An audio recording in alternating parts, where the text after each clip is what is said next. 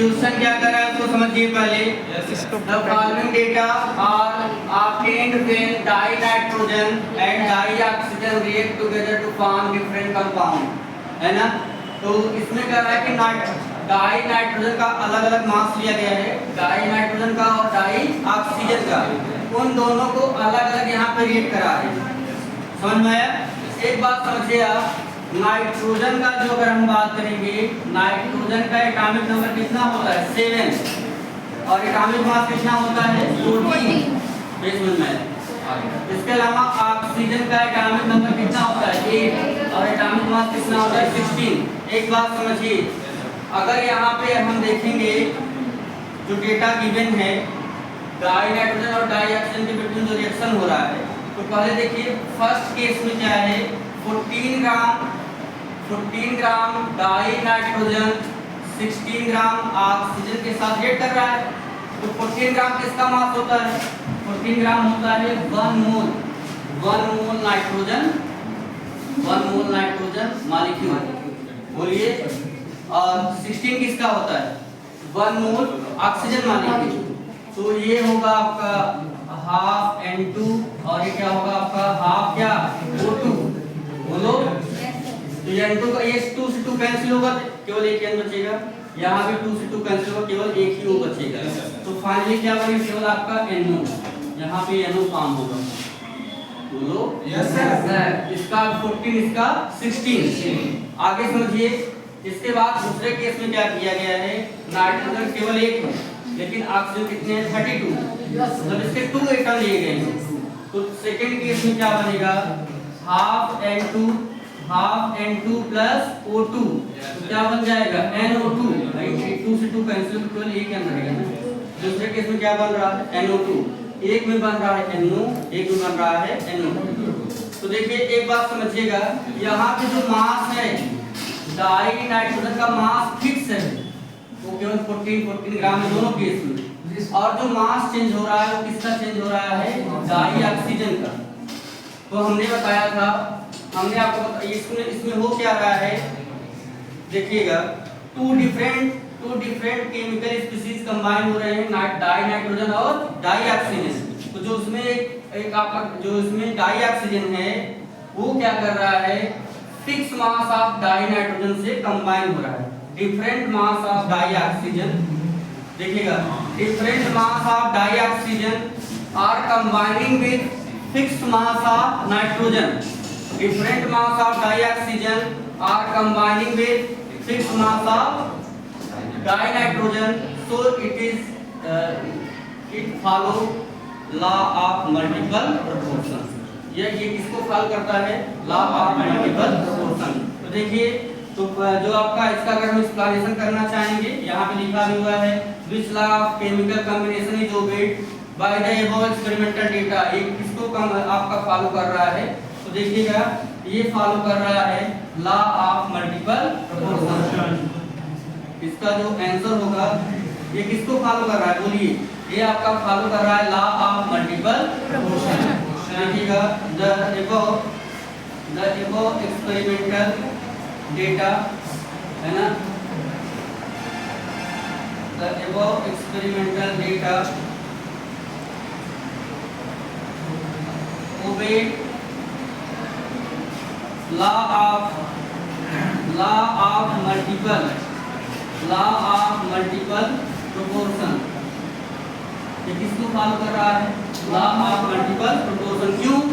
क्योंकि यहाँ पे एक आपका जो है एक का मास फिक्स है और एक का डिफरेंट मास उससे क्या हो रहा है, कंबाइन हो रहा है। इसका स्टेटमेंट क्या होगा, देखिएगा स्टेटमेंट यहाँ पे लिख देते हैं।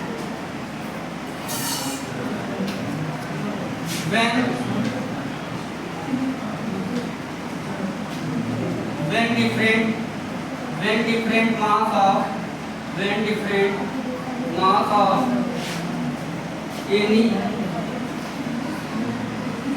chemical species when different mass of any chemical species combine with fixed mass of combined with fixed mass of another chemical species, another chemical species, another chemical species, then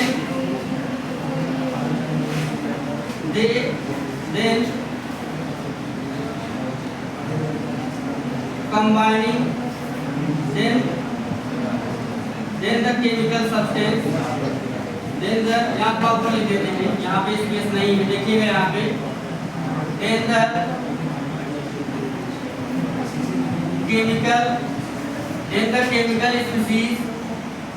chemical species,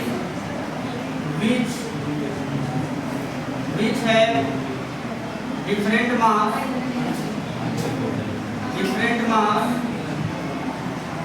always in simple whole number ratio, चलिए देखिएगा, थोड़ा समझिए यहाँ पे। अगर मान लो इन दोनों के बिटवीन में रेशियो निकालते यहाँ पे 16 और 32, तो क्या होगा बोलिए? 16:32 क्या हो जाएगा? 1:2। मतलब वो डिफरेंट मास जो इससे कंबाइन हो रहा है उसमें क्या है? Simple whole number ratio. Clear हो गया? 1.21 का सेकंड पार्ट क्या है उसको समझिएगा। Fill in the blanks in the following conversion. मतलब यहाँ पे आपको किलोमीटर से चेंज करना है किसमें? मिलीमीटर में, और उसी को चेंज करना है किसमें? पिकोमीटर में। आगे समझिएगा, यहाँ पे दिए गए 1 मिलीग्राम को चेंज करना है किलोग्राम में, और उसी 1 मिलीग्राम को चेंज करना है नैनोग्राम में। समझ में आ रहा है कि नहीं?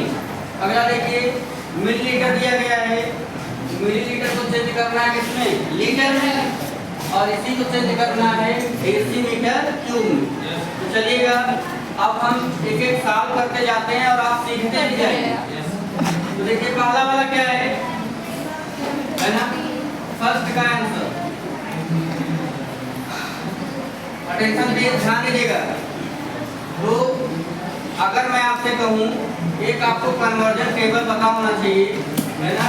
वो होता क्या है? मिली सेंटी डेसीमीटर,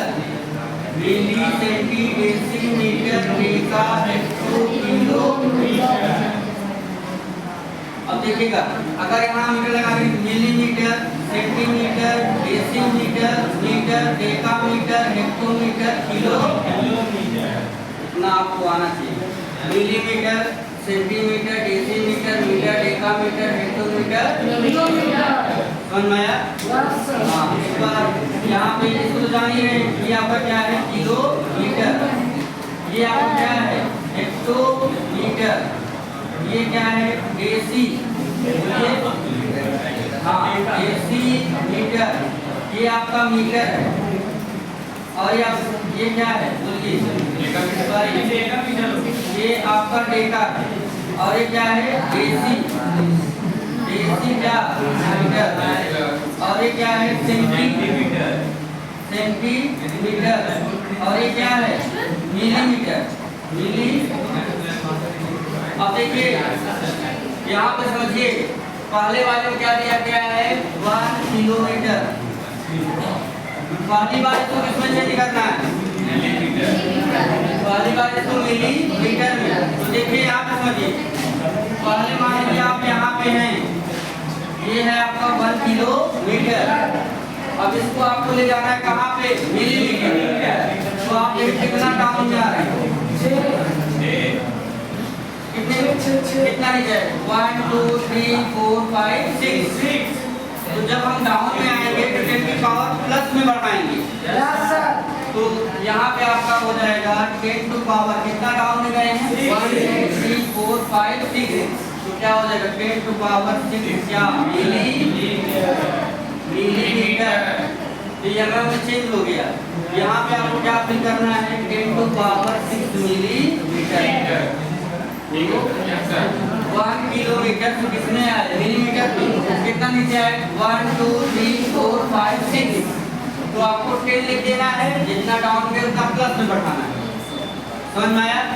इसके बाद ध्यान दीजिए, इसी को चेंज करना है, इसी को चेंज करना है पिको मीटर में। अब अगला समझिए कैसे चेंज करेंगे आप पिको मीटर में।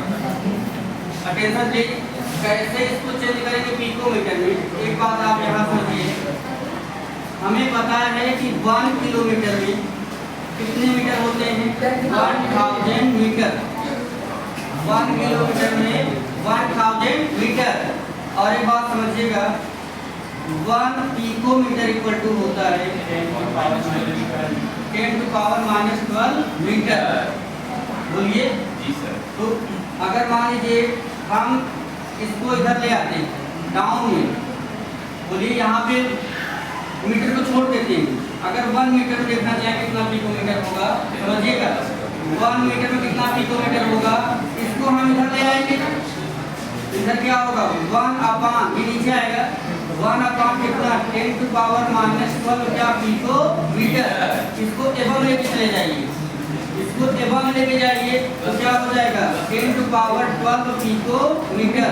तो 1 मीटर में कितना होता है? 1 मीटर में होता है 10 टू पावर 12 पिकोमीटर। बोलिए यस सर। 1 मीटर में होता है 10 to power 12 picometre. Yes sir. और 1 किलोमीटर कितने मीटर हैं? 1000। तो क्या करेंगे आप, इसमें 1 मीटर में हो चुका है, अब इसमें निकालना है 1000 में। क्योंकि 1 km को चेंज करना है मीटर में, तो 1 मीटर में कितना है 10 टू पावर 12 पिकोमीटर। अगर मान लीजिए हम निकालते हैं 1000 मीटर में कितना पिकोमीटर होगा, तो क्या करिए 1 में इतना है तो 1000 में कितना होगा, आप क्या करिए इसी में किससे मल्टीप्लाई कर दीजिए, इसी में आप मल्टीप्लाई कर दीजिए 1000 से। जी सर। भाई 1 में इतना है, 1 में इतना है तो 1000 में कितना होगा, इतना इनटू 1000। अब ये 10 टू पावर 3 है, ध्यान दीजिएगा 1000 का मतलब क्या होता है 10 टू पावर 3। तो इसमें 3 पावर और हो जाएगी, कितना हो जाएगा 10 टू पावर, क्यों? क्योंकि इसको क्या लिख सकते हैं 10 टू पावर 3। तो 12 और 3 कितना हो जाएगा 15। समझ में आया? तो इतना होगा 10 टू पावर 15 का पिकोमीटर। यहाँ पे क्या कर देंगे हम 10 टू पावर 15 पिकोमीटर। यहाँ तक क्लियर तो? Yes sir. कोई प्रॉब्लम किसी को? No sir. Very good. आगे देखिए, हाँ यहाँ पे इसके बाद समझिएगा सेकेंड के लिए 1 मिलीग्राम को चेंज करना है किलोग्राम। 1 मिलीग्राम को चेंज करना है किलोग्राम। सेकंड देखिएगा, तो पहले आप ध्यान दीजिए 1 किलोग्राम में कितना ग्राम होता है? 1 किलोग्राम में 1000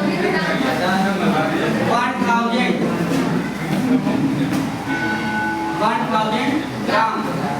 बोलो या एक बात यहाँ देखिएगा,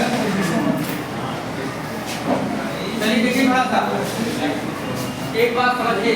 अगर हमें ध्यान दीजिएगा, हमें मिलीग्राम से किलोग्राम में जाना है, तो मिलीग्राम में कहाँ सबसे डाउन हुई। भाई देखो, अगर यहाँ पे हम मीटर लगाएं तो मीटर भी हुए हैं, अगर हम ग्राम लगा दें, अगर हम ग्राम लगाएं क्या होगा मिलीग्राम, सेंटीग्राम, डेसीग्राम, ग्राम, डेकाग्राम, बोलिए हेक्टोग्राम, किलोग्राम। अब यहाँ देखिएगा हमें क्या करना है, हमें मिलीग्राम से जाना है इसमें किलोग्राम, तो हम एवं में जा रहे हैं। Yes sir. अब कितना जा रहे हैं 1 2 3 4 5 6। तो जितना एवं में जाएंगे उतना माइनस में लगाएंगे। जैसे यहाँ डाउन में प्लस में और एवं में जाएंगे तो माइनस में। यहाँ पे हो जाएगा पावर -6 किलोग्राम।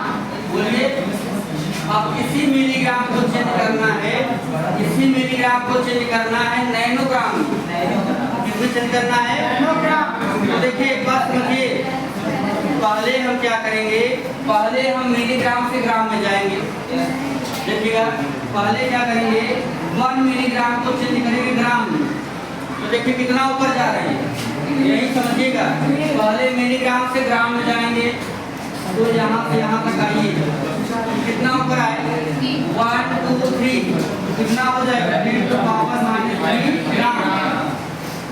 अब देखिएगा यहाँ पे समझिए, आपको पता होना चाहिए 1 ग्राम में कितना नैनोग्राम होगा। 1 ग्राम में होगा 10 to पावर क्या, जैसे देखिए अगर हम निकालें, देखिए 1 मीटर, देखिए 1 मीटर में कितना नैनोमीटर होता है 10 to पावर -9 नैनोमीटर।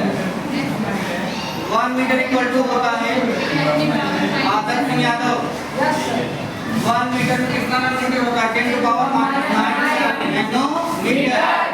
अब अगर मान लीजिए इसको हम इधर ले आते हैं तो क्या हो जाएगा 1 नैनोमीटर इक्वल टू क्या, बोलो 9। हाँ 10 to पावर क्या 9 नैनोमीटर।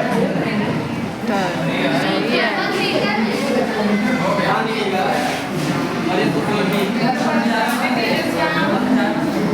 मीटर कितना होता है 10 to पावर -9 क्या, क्लियर हुआ। अगर यहाँ से हम क्या निकालना चाहेंगे 1 नैनोमीटर, तो ये इधर आएगा है ना, 1 नैनोमीटर इक्वल टू क्या हो जाएगा, ये प्लस में आता है। 1 metre equal to 10 to power 9 क्या नैनोमीटर। आप देखिए ये प्लस में होता है, और अगर इधर निकालेंगे तो किसमें आ जाएगा 10 to पावर -9 मीटर। अब देखिए यहाँ पे, अब यहाँ पे आ जाइए, तो 1 ग्राम में होगा 1 ग्राम 10 to पावर -9 क्या नैनोग्राम। तो आप क्या करेंगे, इसमें निकालेंगे, दोनों का मल्टीप्लाई हो जाएगा, दोनों का मल्टीप्लाई होगा 9 और 3